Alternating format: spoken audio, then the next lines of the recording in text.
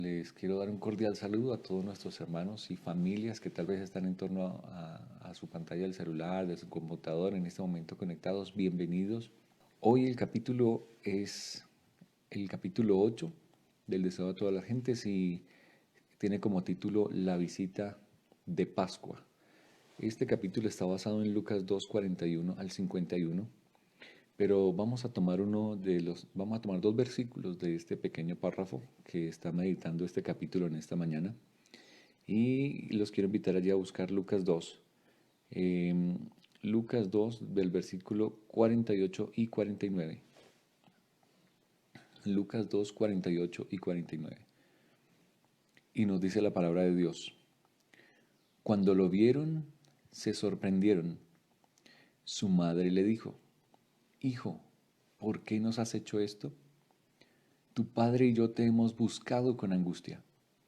Entonces él les dijo, ¿por qué me buscabais?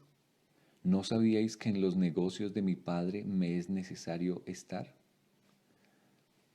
Este párrafo o esta cita, este texto está en contexto a una historia también muy especial y es la historia cuando Jesús visita por primera vez el templo y a los 12 años y allí se pierde, se separa de sus padres y sus padres lo buscan con angustia y por eso le hacen esta pregunta. La visita de Pascua. Y vamos a ir al libro para que meditemos en algunas de esas líneas, lecciones espirituales para nosotros. Dice allí que a los 12 años, que cuando un niño hebreo tenía 12 años, se demarcaba una separación entre lo que era la niñez y la adolescencia. Y al cumplir ese año, dice que el niño hebreo era llamado hijo de la ley y también hijo de Dios. La edad de los 12 años era una edad muy importante. Era la edad en donde los hebreos concebían de que el niño ya tenía la suficiente madurez mental para poder acogerse a todo el mensaje de la ley que había dejado Moisés y para que pudiera empezar a vivir esos ritos y esas ceremonias que hacían distintivo al pueblo de Israel. Se le daban oportunidades especiales para instruirse en la religión y se esperaba que participase en sus fiestas y ritos sagrados. Entonces, después de los 12 años es donde se pensaba que el niño empezara a participar de estas ceremonias. Así que Jesús llegó a los 12 años y empezó entonces su vida, digámoslo así, como judío, como hijo de la ley, y empezaría a vivir todas estas ceremonias. Dice allí el libro que había tres fiestas anuales, y la Biblia nos lo enseña, hay tres fiestas anuales principales en las que se enmarcan también siete celebraciones especiales. Las tres fiestas anuales eran la Pascua, el Pentecostés y la fiesta de las cabañas. Pero la Pascua era la más concurrida, nos está diciendo el libro, donde más gente acudía de todas partes, de todos los países donde se hallaban los judíos dispersos, porque era una ceremonia muy especial. Conmemoraba la liberación que ellos habían tenido milagrosamente por el poder de Dios de la esclavitud de egipcia. El tiempo de la Pascua, interesante, nos dice el libro que el tiempo de la Pascua correspondía a fines de marzo o a principios de abril, que es justamente la época que estamos viviendo. Estamos viviendo fines de marzo y principios de abril, que es la época en la que correspondía la Pascua judía, que de hecho es la época que corresponde en este momento aún para los que guardan esta celebración. Dice, y los padres y las madres relataban a sus hijos las maravillas que Dios había hecho en favor de su pueblo en los siglos pasados. Era una fiesta especial, una fiesta eh, llena de gozo, de alegría, de decoración, flores, canto, alabanzas. Era una fiesta muy especial porque les hacía recordar que tenían un Dios poderoso que los había librado de la esclavitud egipcia. Y entonces los padres relataban las historias del pasado, de cómo Dios milagrosamente había hecho tantos portentos por su pueblo. Y era una fiesta muy especial. Voy a saltar allí más abajo, dice, ahí está recordando lo que es la Pascua. La Pascua, de hecho, se empezó a celebrar el día en que Israel salió de Egipto. Nosotros recordamos, Dios les dijo a través de Moisés que debían hacer una señal en el dintel y en los postes de las puertas de sus casas con un cordero que se había apartado unos días antes, un cordero sin defecto, sin mancha, que lo debían comer completo por familias. Y eso era una señal de su liberación. Esa noche salía Israel de Egipto hacia la Canaán prometida. En la noche tenía que comerlo con sus vestiduras puestas, con su bordón en la mano. Y todo eso era una conmemoración de una poderosa liberación que Dios ejecutaría esa noche y que representaba incluso algo más.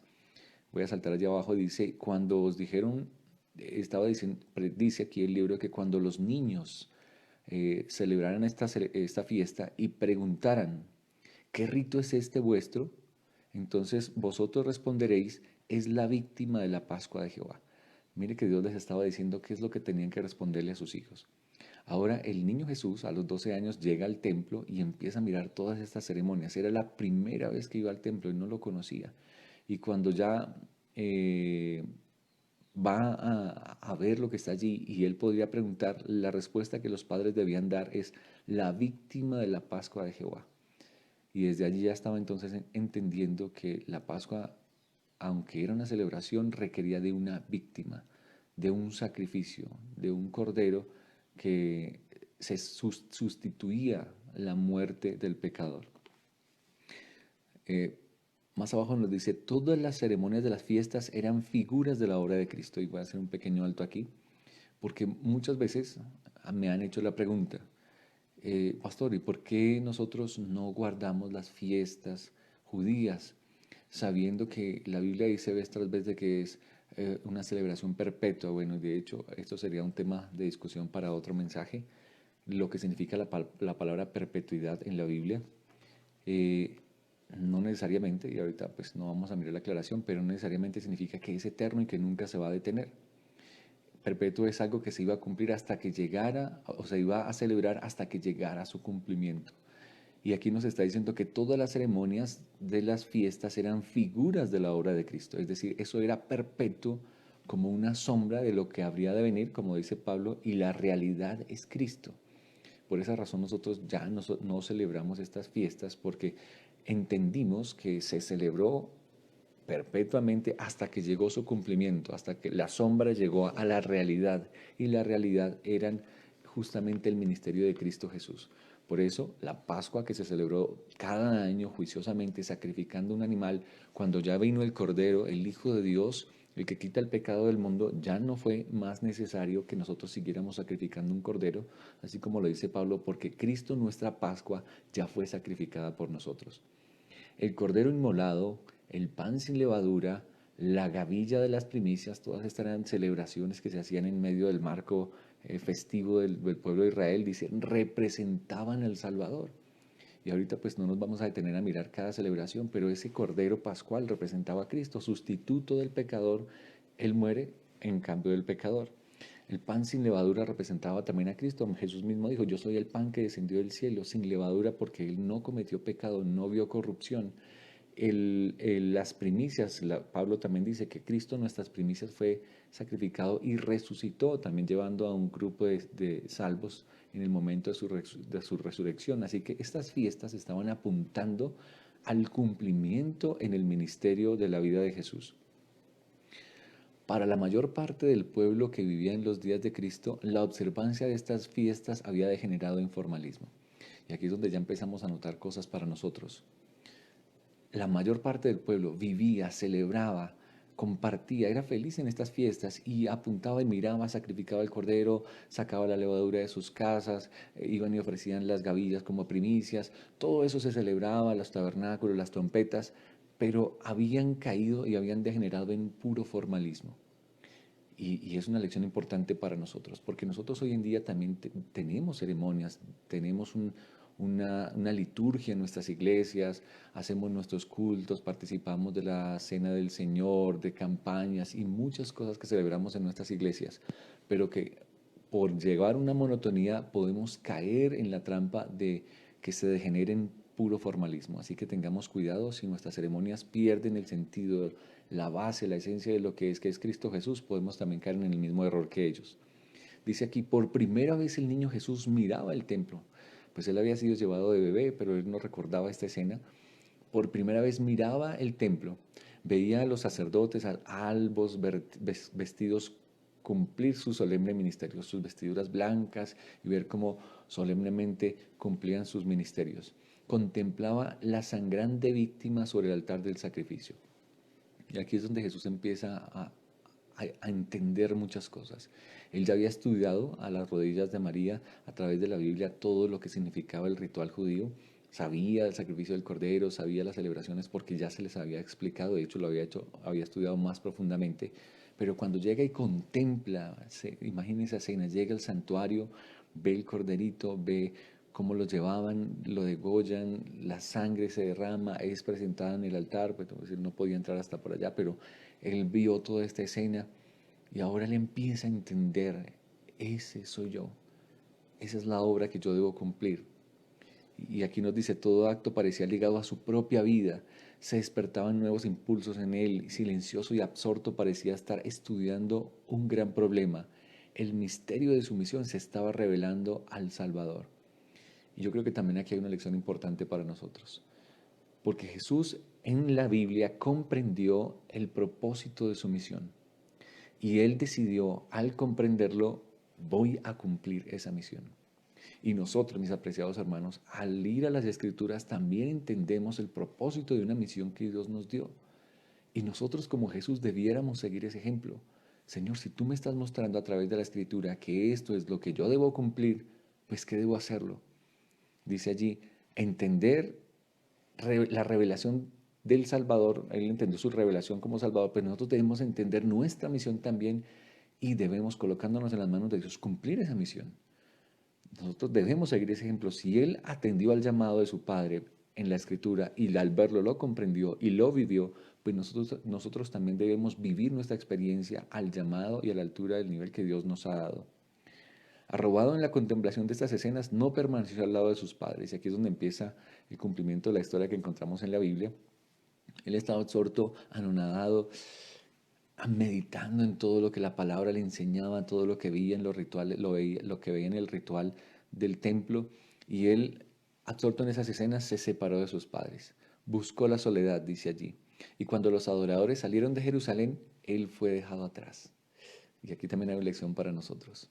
Nosotros, los adoradores, vamos, celebramos nuestras ceremonias, cultos, campañas, ritos, ceremonias lindas que hacemos en nuestra iglesia y los adoradores salen de Jerusalén, pero se les olvida lo más importante, dejaron atrás a Jesús.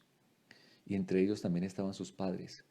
Obviamente esto fue un caso histórico, pero yo creo que tiene una lección para nosotros, porque muchas veces participamos de tantas cosas lindas que nos alegran el corazón en algún momento y salimos felices, pero se nos olvida que lo más importante es la presencia de Jesús en nuestra vida.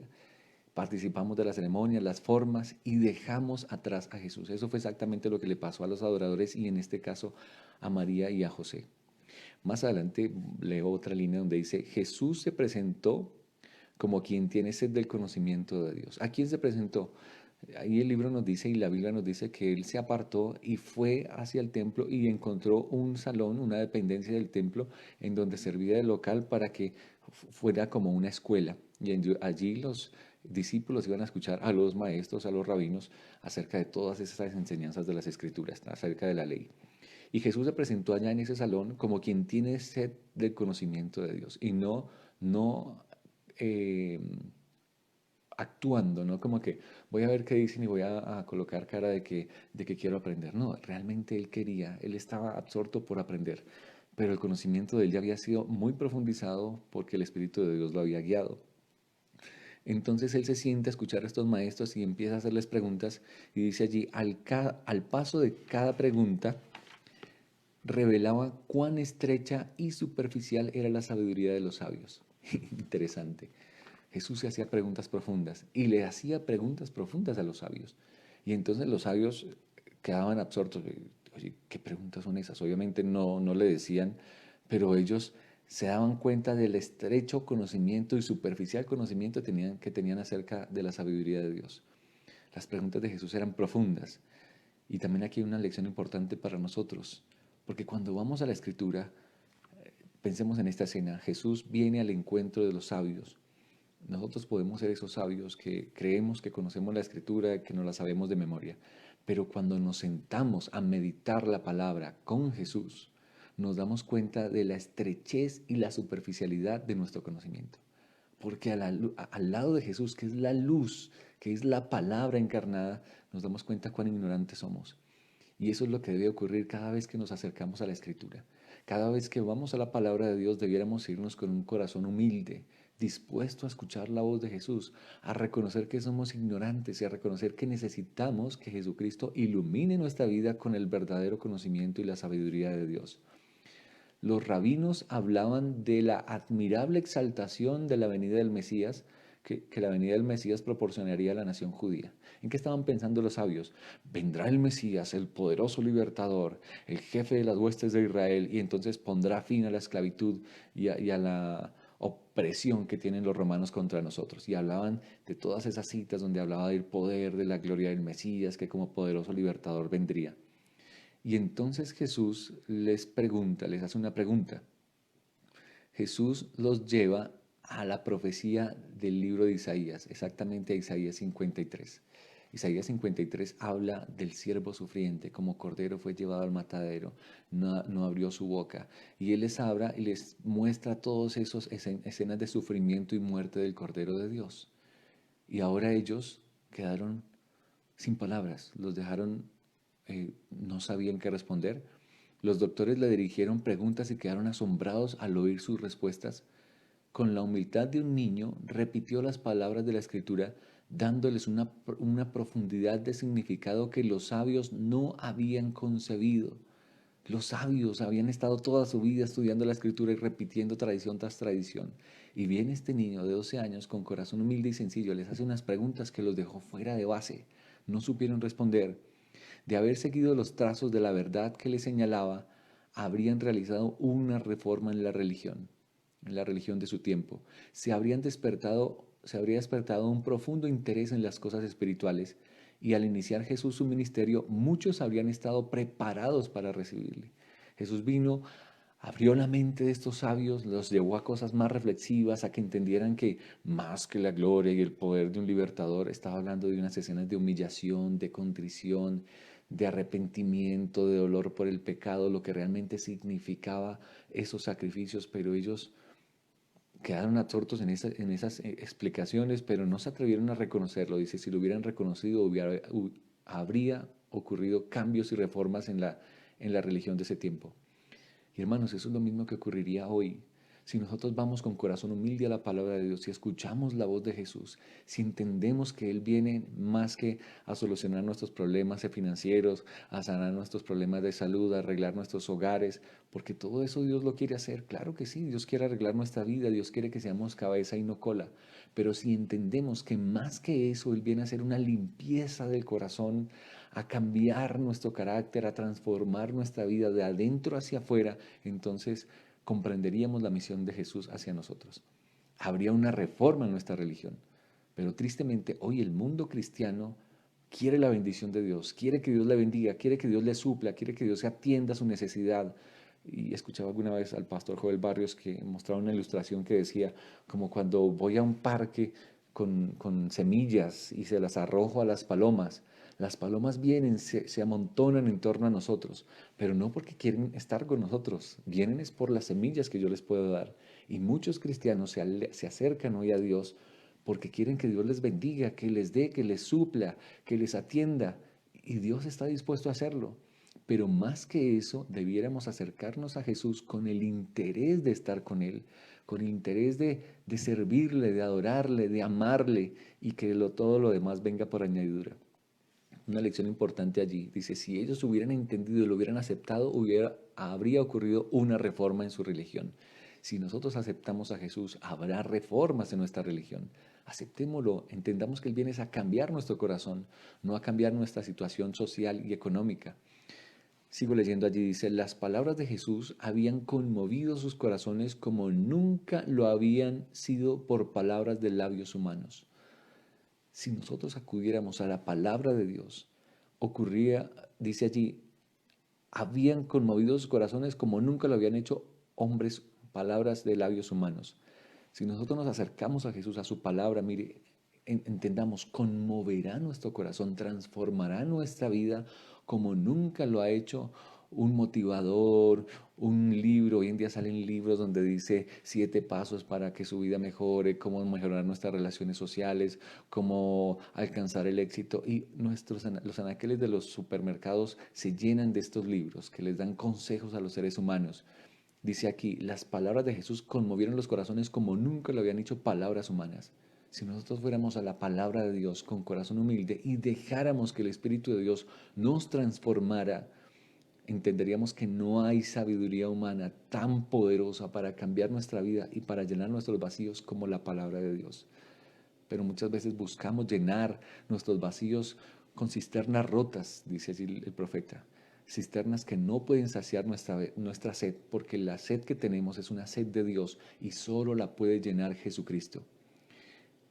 No, leo un párrafo más abajo, dice, no podían sino ver que su expectativa concerniente al Mesías no estaba sostenida por la profecía, pero no querían renunciar a las teorías que habían halagado su ambición. Cuando Jesús viene y confronta nuestra vida, nos hace entender que Él quiere es una vida de abnegación, empezamos a chocar. Empieza a chocar nuestras expectativas, pero yo quería que Dios viniera, me sacara de pobre, me colocara en el trono y pisoteara a todos mis enemigos. Y Dios quiere exaltarnos, pero cuando nos damos cuenta que la expectativa que tenemos está contraria a lo que la palabra de Dios dice, muchos no están dispuestos a renunciar todo lo que había halagado su ambición. Y por eso muchas personas ya no siguen a Jesús. Cuando entendemos que Él viene a cambiar nuestra vida de pecado, a sacarnos de los vicios que amamos, de nuestras costumbres, nuestras tradiciones, entonces muchos deciden, ay no, ya no me gustó el sermón, ya deje así, yo más bien, yo me quedo así como estoy. El Señor verá qué hace conmigo. Eso fue lo que decidieron estos sabios en el templo. No querían admitir que no habían interpretado correctamente las escrituras porque pretendían enseñar.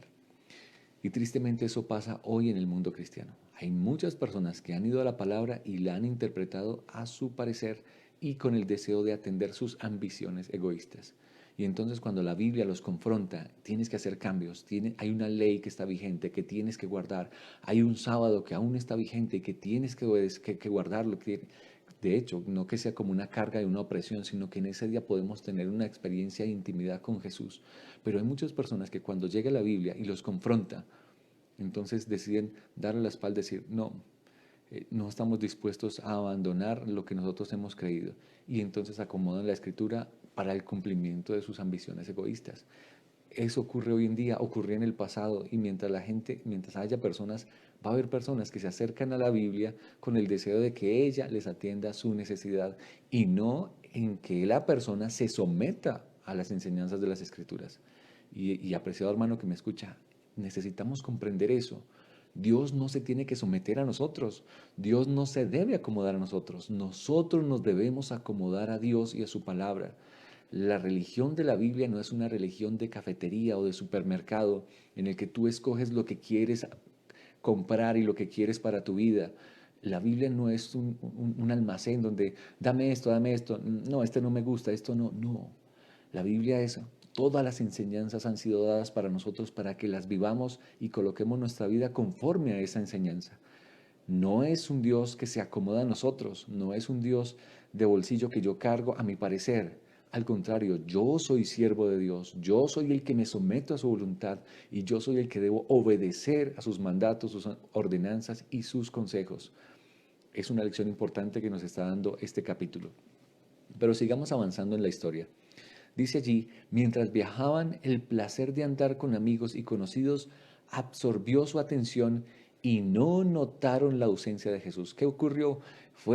María y José estaban allí, en algún momento no se dieron cuenta que Jesús ya no estaba con ellos, lo perdieron de vista y no se han dado cuenta que se les había quedado atrás. El país había mucha gente, había muchas caravanas, estaban todos felices, habían salido, que estaban compartiendo con sus familiares, amigos, sí, iban regocijados, pero dice que mientras viajaban el placer de andar con amigos y conocidos absorbió su atención y no notaron la ausencia de Jesús.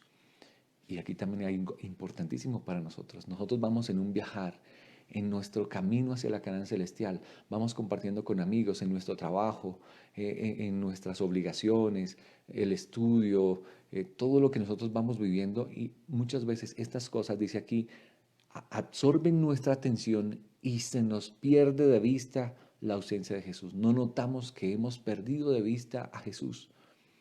Y debemos tener cuidado, mis apreciados. Dios nos ha dado todas las cosas para que seamos felices. Te ha dado una familia, te ha dado un trabajo, te ha dado recursos, puedes viajar, conocer. Si Dios te ha dado ese privilegio, tal vez algunos que me escuchan no han tenido esa oportunidad, pero tal vez estamos absortos en nuestras preocupaciones, en nuestras obligaciones, en casa, en los oficios. Puede ser que estemos tan absortos y hayan llamado tanto nuestra atención estas circunstancias que no notemos que Jesús ya no está con nosotros. No notamos que Jesús, no porque Él nos haya abandonado, sino porque nosotros estamos tan absortos en tantas cosas que perdimos de vista lo esencial, a Jesucristo. Dice, no notaron la ausencia de Jesús hasta que llegó la noche. ¿Cuándo es que nos damos cuenta que Jesús no está con nosotros? Cuando llega la noche, cuando llegan las preocupaciones, cuando las tribulaciones azotan nuestra vida, cuando nos damos cuenta de que hemos atendido nuestra necesidad con nuestras propias fuerzas y cuando ya se agotan todas las cosas en las que hemos apoyado nuestra confianza, se desvanecen, entonces ahora nos damos cuenta, estoy solo, ¿qué pasó? Y ahora sí empezamos a buscar a Jesús porque no nos habíamos dado cuenta que hacía rato lo habíamos dejado atrás. Y eso fue lo que pasó. Cuando llegó la noche, entonces, al detenerse para descansar, echaron de menos la mano servicial de su hijo. Llegaron la noche, entonces ahora sí María y José se dieron cuenta, ay, ¿dónde está el que me alcanzaba las sandalias, el que me traía el agua? Claro, porque nos hemos enseñado a que Jesús es la persona que nos sirve, el que nos atiende, el que suple nuestra necesidad. Y cuando de pronto la necesidad toca nuestro corazón o algo nos escasea o nos falta, como justamente la circunstancia que estamos viviendo, cuando ya viene la noche, nos sobrecoge una tribulación como la que este mundo está afrontando y nos damos cuenta de que ya no, nuestra despensa no está llena, las necesidades que se atendían ya no están atendidas como siempre. Yo les mencionaba lo que había pasado acá en el municipio, que el temblor que hubo hace unos días nos dejó sin agua varios días. Y cuando tú estás acostumbrado a que estás en casa y abres la llave y te sale el agua, pues no tiene ningún problema. Pero cuando no puedes salir a la calle, no puedes tener suministros y ahora vas a abrir la llave y tampoco tienes agua, ahora te das cuenta, ahora necesito que alguien me ayude. Y eso es el momento en el que nos damos cuenta de que Jesús no está con nosotros. Eso fue lo que le pasó a María y a José. Que no nos pase eso, mis apreciados, que no estemos tan absortos en las cosas de este mundo que no nos demos cuenta que así hace rato hemos dejado a Jesús atrás. Y entonces, ¿qué sigue diciendo la historia? Suponiendo que estaría con el grupo que los acompañaba, no sintieron ansiedad. Entonces ellos dijeron, bueno, Jesús debe estar por allí. Pero después empezó a venir su mente, a la mañana siguiente se dieron cuenta que no estaba y lo buscaron entre los amigos y no está, se nos perdió. Y ahora sí se preocuparon porque recordaban cuando había sido un bebé que Herodes había intentado matarlo y ahora sí se angustiaron. Aunque era joven, habían confiado implícitamente en él, esperando cuando le necesitaran. Interesante, miren lo que dice esta línea. Aunque Jesús era un joven, tenía 12 añitos, los padres habían confiado implícitamente en él, esperando cuando le necesitaran, que estaría listo para ayudarles, anticipándose a sus necesidades como siempre lo habían hecho. Jesús lo había hecho. Tremenda lección que podemos obtener de allí. Mis apreciados, muchos de nosotros hemos dado por sentado nuestra relación con Jesús y creemos implícitamente en Jesús, que Él va a estar ahí para cuando lo necesitemos, Él nos va a ayudar. Para cuando tengamos necesidad, Él siempre nos ha ayudado como siempre lo ha hecho, pero en ese momento Jesús no estaba con ellos y no había quien les extendiera la mano para ayudarle en su necesidad. Nosotros debemos entender que nuestra relación con Jesús no se puede dar por sentado. Sí, Jesús ha prometido estar con nosotros todos los días hasta el fin, pero yo no puedo dar por sentado esa atención de parte de Dios. Yo no puedo creer implícitamente en eso. Necesito ir a la fuente todos los días. Necesito acudir a Jesús cada mañana, buscarle en intimidad, clamar a Él, colocar mi vida en sus manos, no buscar a Dios como para decirle, hey Señor, tengo estos planes, acompáñame en ellos. Al contrario, ir a Jesús para decirle, Señor, tengo estos planes, los coloco a tus pies. ¿Qué quieres que haga y qué quieres que no haga? Nosotros debemos someter nuestros planes a Jesús, no someter a Jesús a nuestros planes. Y eso fue lo que le ocurrió a María y a José. Ellos daban por sentado, Él debe estar por allí. Ahorita cuando lo llamemos, Él viene y nos ayuda y nos trae el agua y nos trae la leña y nos atrae los animales. Bueno, pensaban que Jesús estaba allí para atender la necesidad en el momento preciso. Y yo quiero decirte, no quiero confundir, Jesús está listo para atender nuestra necesidad, claro que sí. Pero cuando nosotros lo hemos invitado a ser parte de nuestra vida, Jesús, vuelvo y les digo, no es una persona, Dios no es el que yo busco cuando lo necesito y, ya no te necesito, te puedo decir, muchas gracias. No, Jesús debe estar siempre con nosotros. Y ellos dieron por sentada su relación con Él. Es nuestro hijo, nosotros somos su padre, pues Él debe estar allí. Y nosotros sentimos lo mismo. Él es nuestro padre, nosotros somos sus hijos. Nosotros simplemente tocamos la puerta y Él nos desciende las bendiciones desde el cielo. No, no podemos dar por sentado eso. Este fue el error que cometió María y José. Y ese dolor y ese error les causó dolor por varios días. Ustedes saben que después empezaron a buscarlo desesperadamente y lo que había sido un día de pérdida se convirtió en 3 días dolorosos de angustia. Yo no me puedo imaginar lo que fue esa experiencia. Si aquí habla algún padre que ha tenido alguna vez esa experiencia de perder a su hijo, así sea por un periodo de tiempo, déjame decirte, es algo muy doloroso, es algo muy preocupante. En determinado momento nosotros como padres tuvimos que afrontar eso con nuestro hijo más pequeño, que justamente este año también cumple 12 años, estaba pequeñito y lo perdimos en algún momento. Y fue un momento muy desesperante, angustiante, saber dónde está, con quién está. Yo no me puedo imaginar lo que sería pasar una noche sin saber en dónde está nuestro pequeñito. Gracias a Dios ese día lo encontramos y fue algo impresionante. Venía por la calle de la mano de un hombre de la calle que lo iba trayendo hacia nosotros. Bendito Señor, nos dio la oportunidad de encontrar a nuestro pequeño, pero yo no me puedo imaginar la angustia de María y José. 3 días, 2 noches, yo creo que pasaron en vela sin saber en manos de quién está y quién lo atrapó, qué pudo haberle hecho. Dolor, angustia. Apreciado, cuando nosotros perdemos de vista a Jesús, eso es lo que trae a nuestro corazón, angustia, dolor, pérdida, ansiedad, pierdes el sueño. Pero cuando tú estás seguro de que Jesús está contigo, puedes descansar tranquilo. ¿Qué pasó cuando Jesús fue hallado por María y José? Dice allí más adelante, cuando lo encuentran en la casa, en el templo, allá sentado a los pies de los rabinos, escuchando y conversando con ellos, la madre le dijo con palabras que implicaban un reproche. Mira lo tremendo. María viene a hacerle un reclamo a Jesús. Hijo, ¿por qué nos has hecho así? He aquí tu padre y yo te hemos buscado con dolor. ¿Por qué nos has hecho así? Ellos dejaron atrás a Jesús, pero todavía tenemos el descaro de que nosotros dejamos a Jesús a un lado y después vamos a reclamarle, hey, ¿por qué nos has hecho así? Me abandonaste. Nosotros somos los que tomamos la decisión de apartarnos de Jesús. Nosotros somos los que dejamos de orar, dejamos de estudiar la Biblia, dejamos de congregarnos y nos vamos absortos en las cosas de este mundo. Y entonces viene la noche, viene la calamidad y nos devolvemos gritándole a Dios, hey, tú me abandonaste, ¿por qué me has hecho así? ¿Es Dios el que nos abandona? ¿O somos nosotros los que, por estar absortos en las cosas de este mundo, no nos damos cuenta en qué momento lo dejamos atrás? Y dice el libro que Jesús señaló hacia arriba y les dijo, dice, la divinidad fulguraba a través de la humanidad, en su rostro se reflejaba la gloria de Dios, porque Jesús es Dios, y Él les contesta, ¿acaso no sabéis que en los negocios de mi Padre me es necesario estar? Señalando hacia arriba, o sea, Jesús le decía, yo sé en dónde estoy, pero ¿dónde estaban ustedes? Y es la pregunta que nos hace Dios a nosotros. Jesús sabe qué está haciendo, Él sabe qué está haciendo por nosotros, pero ¿dónde estás tú? Estás sufriendo calamidad, angustia, problemas, estás desesperado, estás cargando una vida porque tomaste malas decisiones y te casaste con la persona equivocada. No me eches la culpa a mí, no he sido yo. Yo siempre he estado en los negocios de mi padre, yo siempre he estado cumpliendo la misión. De hecho, he estado contigo para acompañarte. Pero si tú has tomado malas decisiones, yo no tengo la culpa.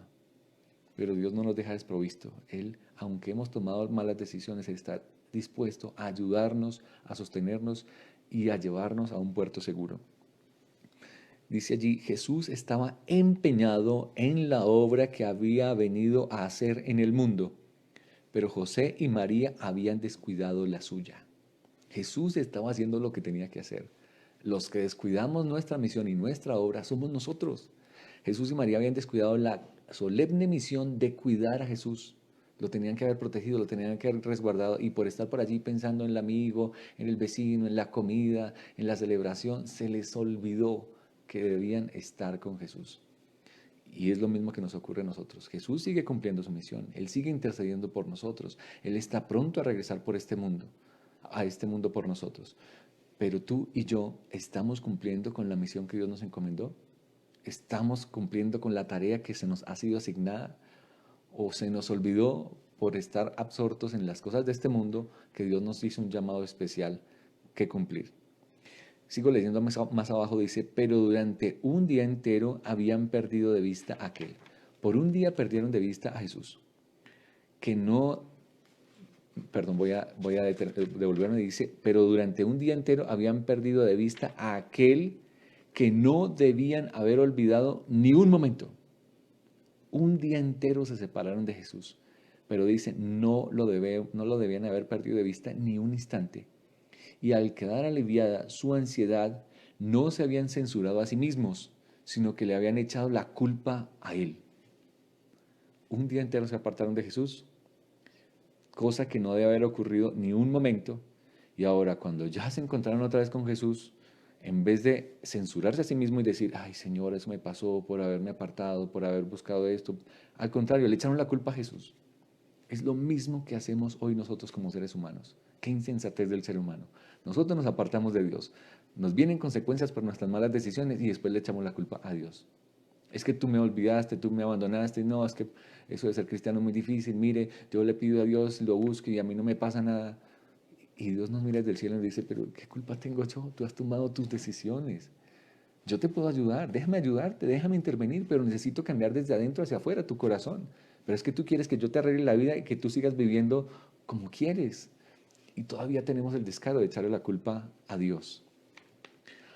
Voy a saltar algunas líneas. Más abajo dice, aunque creía que su hijo había de ser el Mesías de Israel, no comprendía su misión. María recordaba las palabras que Simeón le había dicho allá cuando era un bebé, una espada traspasará tu corazón, pero aún a ella todavía no comprendía. Y eso es lo que nos suele suceder a nosotros. Le echamos la culpa a Dios porque no lo comprendemos. ¿Y por qué? Pues porque no lo conocemos a través de la Escritura y entendemos cuál es su propósito para nosotros. Después de esos 12 años, Jesús vivió 18 años más con sus padres y dice que cumplió los deberes de hijo, hermano, amigo y ciudadano.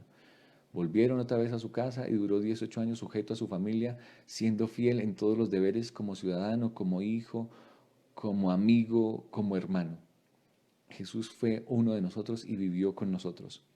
Mediante el servicio pascual, Dios estaba tratando de apartar a sus hijos de sus congojas mundanales y recordarles la obra admirable que realizara al librarlos de Egipto. Cada celebración de la Pascua tenía un propósito, que ellos se apartaran de la congoja, de la aflicción de este mundo, y dice que Él deseaba que ellos recordaran que Dios era un Dios libertador. Pero miren lo que dice aquí, Él deseaba que vieran en esta obra una promesa de liberación del pecado. Jesús quiere es librarte del pecado. No viene a librarte en el pecado. Me hago entender, espero hacerme entender. Jesús no viene para, vuelvo y digo, para arreglarte la vida y que tú sigas viviendo en el pecado. Entonces te da trabajo, te da salud, te da una buena mujer, que puedas seguir viviendo los placeres de esta vida y con libertad en hacer lo que tú quieras. No, Jesús vino a librarte no en el pecado, sino del pecado, que te abandones en Cristo Jesús y des la espalda a lo que ha sido tu vida, una vida de pecado. Y eso es lo que Él quería recordar y eso es lo que Él quiere que entendamos. Ese es el gozo de la salvación. Nos viene a libertar no solo de la pobreza, de la angustia, del temor que hay en esta tierra, sino que nos viene a libertar de lo que nos ha tenido esclavizados, que es el pecado, para podernos llevar a la patria celestial. Dice, podían ser salvos por Cristo únicamente en la medida, nosotros podemos ser salvos en Cristo únicamente en la medida en que por la fe se apropian la vida de Él. Únicamente podemos ser salvos si nosotros nos apropiamos por la fe de la vida de Jesucristo. No somos salvos a distancia. No somos salvos tú allá y yo aquí. Tú simplemente dime qué tengo que hacer para que yo pueda tener un trabajo y déjame tranquilo. Es triste, yo he escuchado y he tenido personas que van a Jesús, claman por misericordia, piden, Señor, ayúdame, y me dicen, "Ah, Randy, mire, yo necesito que ore por mí, necesito un trabajo". Y Dios les contesta con bendición y les provee un trabajo. Y después de que Dios les bendice, ellos son saciados y después de repente viene la prueba porque Satanás no se va a quedar quieto y entonces les ponen presión porque les toca trabajar el sábado y ahora entonces ellos dicen, no, pues si el Señor me dio ese trabajo, pues yo no voy a perder la bendición de Dios, a mí me toca ir a trabajar el sábado. No me voy a extender en esto, pero he visto tristemente tantos casos que piensan así, creen que porque recibieron la bendición eso les da libertad para pisotear la ley de Dios y después viene ruina más triste, más dolorosa que la que tenían antes de pedir la bendición de Dios. Y no porque Dios los castigue, es porque Satanás se encarga de esclavizar a los seres humanos. Pero podían ser salvos únicamente en la medida que por la fe se apropiaban de la vida de Él. No había virtud en el servicio simbólico, sino en la medida en que dirigía a los adoradores hacia Cristo como su Salvador personal. Y volvemos a recordar lo mismo que le dijimos hace un momento. No hay virtud en sí misma en las ceremonias, en los ritos, sino en la medida en que se dirija estas ceremonias, estos ritos, a la adoración a Jesucristo como mi Salvador personal. Personal. Jesús viene a salvarte a ti y a mí. Sí, Dios viene por una iglesia, pero la fe del pastor, del hermano, del anciano, de mi amigo, no me va a salvar a mí. Necesitas una relación íntima y personal con Cristo Jesús. Y en la medida que tú tengas esa relación con Cristo, entonces podrás ser salvo. No hay una salvación colectiva. No es que la fe de otro pueda salvarme a mí. Busca a Jesús, tú personalmente, y entonces en la medida que lo hagas experimentarás una reforma en la religión, una experiencia de paz que nadie te podrá quitar. Dice, deseaba que fueran inducidos a estudiar y a meditar con oración acerca de la misión de Cristo. Bueno, dice, el trato social absorbía su atención y se olvidaban del servicio que habían presenciado. Normalmente la gente iba a las ceremonias, participaba de las fiestas, la Pascua, todas estas fiestas, y salían felices, como muchas veces nosotros puede ser que vayamos al culto, escuchamos la predicación, el servicio de canto, la alabanza y salimos felices, pero cuando volvemos a enfrentarnos al mundo se nos olvida que no, la religión no es solo del momento de culto, el momento de la oración, sino que la religión es un caminar diario y personal con Cristo Jesús. Que yo haga de Jesús la guía de mi vida, que si voy al trabajo Él me diga cómo hacerlo, que si voy a la escuela, vuelvo y les digo, no es que yo invito a Jesús para que Él me acompañe en lo que yo quiero hacer, eso es lo que lo han querido hacer ver, no, es que yo me someto a la voluntad de Dios. Tengo este último párrafo, es un tanto, tengo subrayado casi la parte final, porque me parece una lección muy importante de este capítulo y yo quiero que prestemos toda la atención a esta parte que me parece esencial. Es la parte casi final del capítulo. Dice, si José y María hubieran fortalecido su ánimo en Dios por la meditación y la oración, podrían haberse dado cuenta del carácter sagrado de su cometido y no habrían perdido de vista a Jesús. Lección importante, clave para nuestra vida espiritual. ¿Cómo no pierdo de vista a Jesús? Si nosotros fortalecemos nuestro ánimo por la meditación y la oración. ¿Cada cuánto debe hacerse esto, mi apreciado? Todos los días, todos los días. Pablo dijo, orad sin cesar, esto debe ser de cada momento. Si yo me mantengo en comunión constante con Cristo Jesús, no voy a perder de vista a mi Salvador. No habrían perdido de vista a Jesús. Por la negligencia, y escuchen muy bien esto, por la negligencia de un día, perdieron de vista al Salvador, pero al hallarles les costó 3 días de ansiosa búsqueda. Esto es una lección importantísima, mi apreciado. Yo puedo descuidar la comunión con Dios un día, pero recuperar esa intimidad, esa paz, ese gozo de la salvación puede tardarme varios días. Satanás, cuando le damos una brecha, él no va a descansar hasta separarnos de Dios, a separarnos de Jesús. Por eso tal vez volver a Cristo Jesús después de que hemos tenido una experiencia linda con Él no sea tan fácil. Por eso nosotros debemos velar todos los días, buscarle, que sea nuestro primer pensamiento en la mañana, nuestro último al dormir en la noche, que en el caminar diario Jesús sea parte de nuestra vida, que la religión sea nuestro estilo de vida. Dice, por la conversación ociosa, la maledicencia o el descuido de la oración, podemos en un día perder la presencia del Salvador y pueden requerirse muchos días de pesarosa búsqueda para hallarle y recobrar la paz que habíamos perdido. Esto es muy importante. Qué lección linda que nos da este capítulo. Apreciado, necesitamos velar y ahora más que nunca por un día de conversación ociosa. ¿En qué se basan nuestras conversaciones?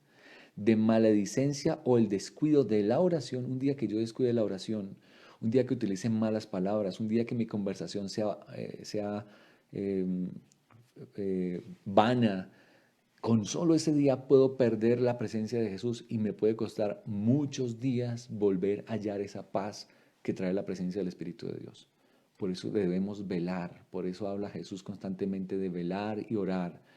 Yo no debo descuidar un día, y menos en este tiempo solemne en el que vivimos. Apreciado hermano que me escucha, ahora es el momento en que cada día, cada instante de mi vida debe pertenecerle a Jesucristo. La brecha que yo le abra al enemigo en este tiempo puede ser muy costoso. Ahora no es el tiempo para estar jugando con nuestra salvación. Ahora no es el tiempo para estarme dando unas vacaciones espirituales. Oh, es que voy a darme unas vacaciones y voy a dejar de asistir, voy a dejar de orar o voy a verme esta película que yo sé que no es tan buena, pero no, este no es el momento. El desprendernos de Jesús tan solo unos instantes puede costarnos muchos días de búsqueda para volver a encontrar esa intimidad con Cristo Jesús. No es el tiempo para estar jugando con nuestra salvación. Es el tiempo de consagrarnos con todo la fe, la fuerza, el entusiasmo de nuestro corazón. Y sigo leyendo el párrafo.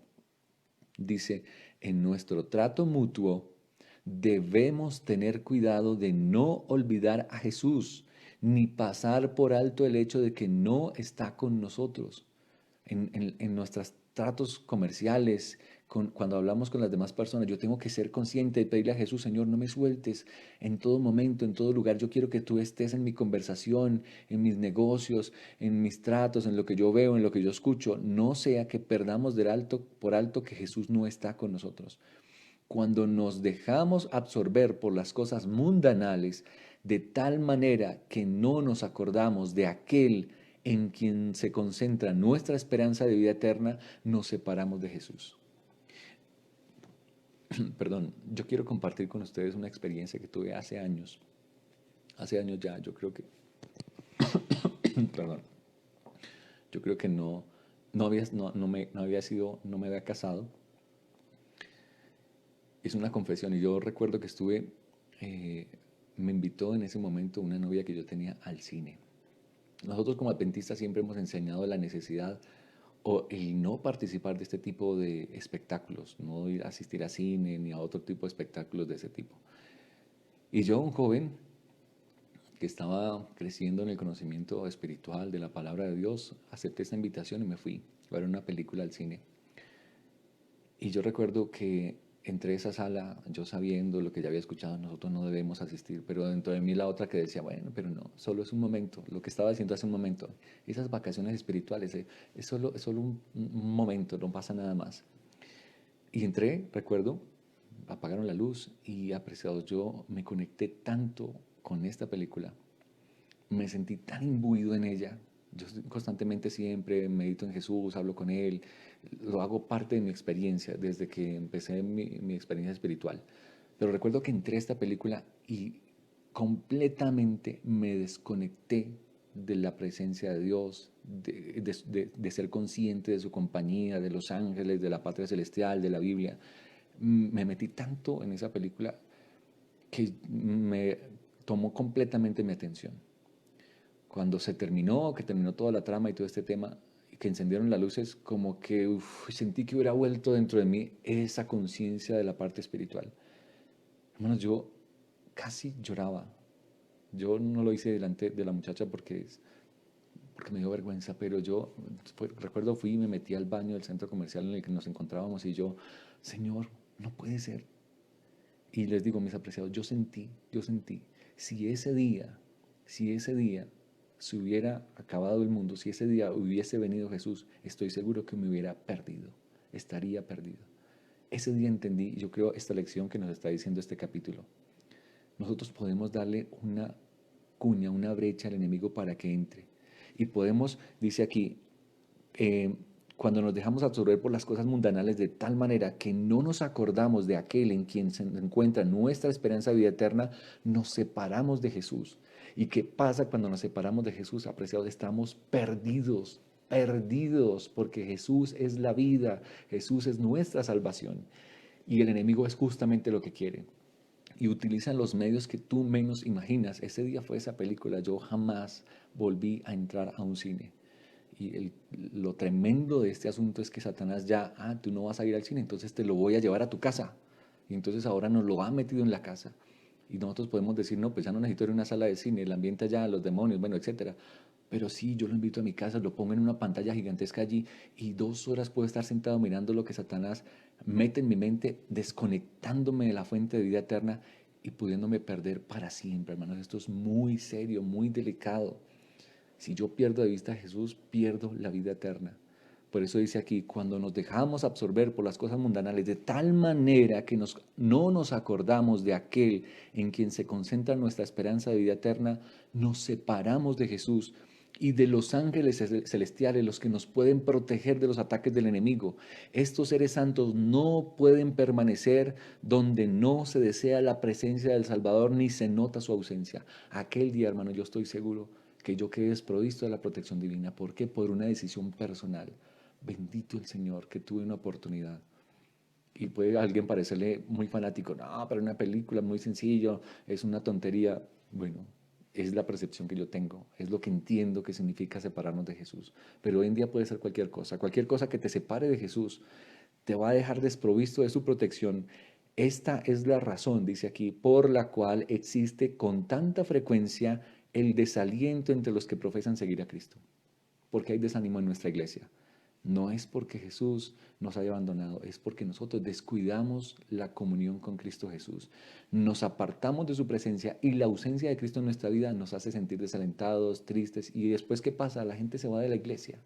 ¿Por qué? Porque se olvidó que la fuente de sostén del cristiano es la comunión íntima con Jesús, meditación en su palabra, la oración. Eso es lo que mantiene viva nuestra experiencia espiritual. Muchos asisten hoy a los servicios religiosos y se sienten refrigerados y consolados por la palabra de Dios. Muchos, millones a nivel mundial se reúnen en templos para adorar a Dios, pero por descuidar la meditación y la vigilancia y la oración, pierden la bendición y se hallan más indigentes que antes de recibirla. De nada te sirve, y yo por eso creo, mis apreciados, que esta circunstancia que estamos viviendo de estar confinados en casa tiene un propósito divino. De nada te sirve que tú vayas a los templos cada sábado, que participes de las vigilias. Dice, si descuidas la meditación y la oración y la vigilancia personal, puedes perder la bendición y hallarte más indigente que antes de ir a esos cultos. Entonces, si ahora estás en casa y tienes la oportunidad de tener esa intimidad con Jesús, aprovéchala, búscala, aférrate a los pies de Jesús y no los sueltes. Dile, Señor, no te soltaré hasta que me bendigas. Con frecuencia les parece que Dios los ha tratado duramente. Entonces van al culto, participan de la oración, de la alabanza, escuchan la predicación muy bonita y entonces vienen, no se siguen alimentando de la presencia de Jesús, entonces viene la noche, viene la tribulación y ahora sienten que es que Dios los está tratando duramente y no, es que yo no quiero volver a esa iglesia porque después de que yo acepté a Jesucristo, mire cómo me está yendo, mire cómo me está pasando, mire cómo estoy, perdí esto, perdí aquello. Sienten que Dios los ha tratado duramente. ¿Por qué pasa eso? Porque descuidamos nuestra comunión con Jesucristo. No ven que ellos tienen la culpa. ¿Quién es el que tiene la culpa? ¿Es Dios? ¿Acaso Dios se olvidó de nosotros? Dice, no ven que ellos, nosotros somos los que tenemos la culpa. Al separarse de Jesús, se han privado de la luz de su presencia. Por eso, hermanos, mire, nosotros fácilmente e imperceptiblemente le damos una cabida al enemigo para separarnos de la presencia de Jesús. Y Él sabe qué es lo que quiere conseguir, justamente que la iglesia se separe de Cristo. Claro, que vaya a los cultos, que participe de las ceremonias, de las celebraciones, que vaya, yo no tengo ningún problema. De hecho, hasta el diablo también asiste a esas reuniones y los acompaña allí. Pero él lo que no le preocupa tanto que la gente no asista a la iglesia, que no participe de ceremonias, cultos, campañas. A él lo que le interesa es que la gente se separe de Jesús, rompiendo el vínculo de comunión diaria con Cristo. Por eso nuestra mayor necesidad es unir ese vínculo, alimentarlo. Meditación, por eso Jesús dijo, velad y orad, meditar en su palabra, meditar en Jesús. Y aquí un consejo maravilloso que nos da la señora White. Sería bueno que cada día dedicásemos una hora de reflexión a la contemplación de la vida de Cristo. Debiéramos tomarla punto por punto y dejar que la imaginación se posesione de cada escena, especialmente de las finales. Por esa razón estamos meditando cada mañana en este libro, porque queremos contemplar al menos un poquito la vida de Jesús. Es el consejo que ella nos está dando, el profeta de Dios. Si dedicásemos al menos una hora de reflexión, la contemplación de la vida de Cristo, debiéramos tomarla punto por punto y dejar que la imaginación se posesione de cada escena, especialmente de las finales. Y mientras nos espaciemos así en su gran sacrificio por nosotros, nuestra confianza en Él será más constante, se reavivará nuestro amor y quedaremos más imbuidos en su espíritu. Esa es la bendición que Dios quiere darnos, mis apreciados. Si queremos ser salvos al fin, debemos aprender la lección de penitencia y humillación al pie de la cruz. Ese es el llamado que nos hace Dios en esta mañana. ¿Quieres gozar de esa experiencia linda en el Señor? Pues déjame decirte, necesitas diariamente ir a la fuente de vida eterna, Jesucristo. De nada nos sirve el formalismo, de nada nos sirve lo externo, si no le permitimos a Dios hacer un cambio de adentro hacia afuera. Lecciones lindas que nos da este capítulo. No perdamos de vista a Jesús. Un momento de separación de Cristo nos puede causar días dolorosos de tristeza, de pérdida, de angustia, y podemos llegar incluso a culpar a Dios por las circunstancias que nos están pasando. No, mi apreciado, contempla a Jesucristo. Él te ama. Y aún lo que estemos pasando en este momento, no sé a quién le estoy hablando, si tal vez en este momento, por causa de esta situación difícil que estamos afrontando, esté pasando angustia, tribulación, que sienta que Dios lo ha abandonado, yo quiero decirle en el nombre de Jesús, Él te ama, no te ha dejado solo. Tu Redentor vive, está a tu lado, está para sostenerte, pero necesitas contemplar la gloria de su carácter, de su majestad, y entonces Él podrá sacarnos de esta angustia.